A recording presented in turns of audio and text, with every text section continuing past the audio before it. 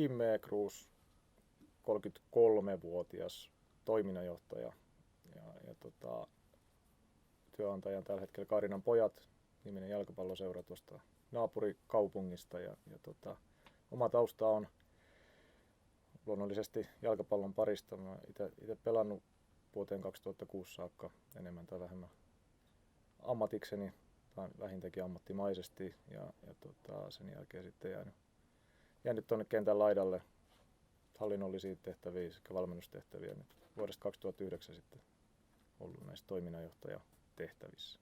Tai jo tutkinto ja aika pian tämän työn aloittamisen jälkeen niin aloitin myös johtamisen erikoisammattitutkinnon opiskelun Vierumäellä ja sitten tässä viime vuonna vielä valmistuin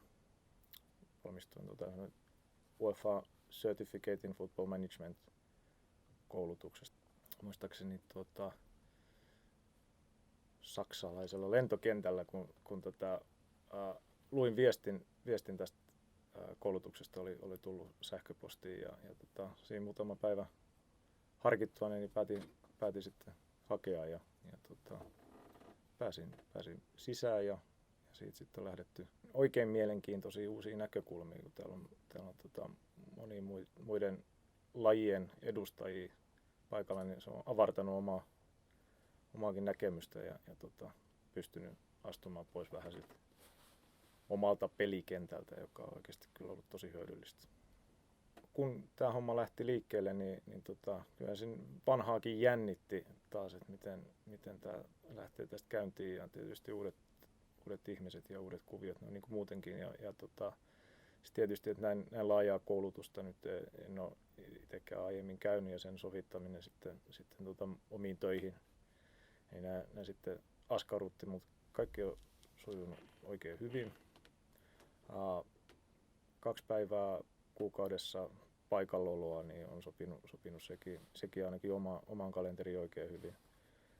Ja on tuntunut sillä tavalla riittävältä, että kaikesta on ollut enemmän tai vähemmän. Kielten opiskelu on hyvä palauttaa mieleen. Kansainvälisyys on kuitenkin iso osa urheilua, niin siitä ei ole ainakaan haittaa.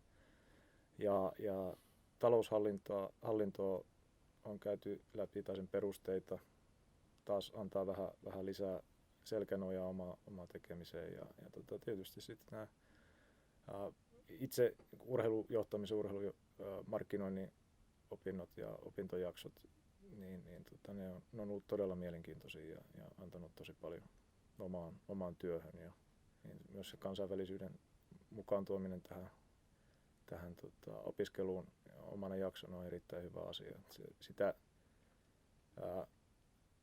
Tai sanotaan, että sitä oppia, joka voidaan hakea muualta, niin sitä ei voi mun mielestä ainakaan liikaa korostaa. Että ei ole turha täällä yrittää keksiä pyörää uudelleen, kun me voidaan hakea vähän työkaluja tuolta muualta.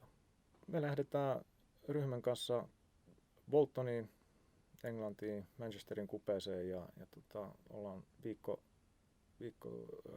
Turun ammattikorkeakoulun yhteistyökoulussa vieraana ja päästään sinne aikaan tutustumaan paikallisiin seuroihin ja paikalliseen urheiluun ja myöskin kuulemaan sitten paikallisia opettajia ja heidän näkemyksiä. On ollut hienoa huomata, että se työ, mitä on tähänkin saakka tehnyt, niin se on ollut oikean suuntaista ja täältä saa vielä vaan siihen lisää sitten paukkuja niin sanotusti. Niin ei muuta kuin avoimin mieli ja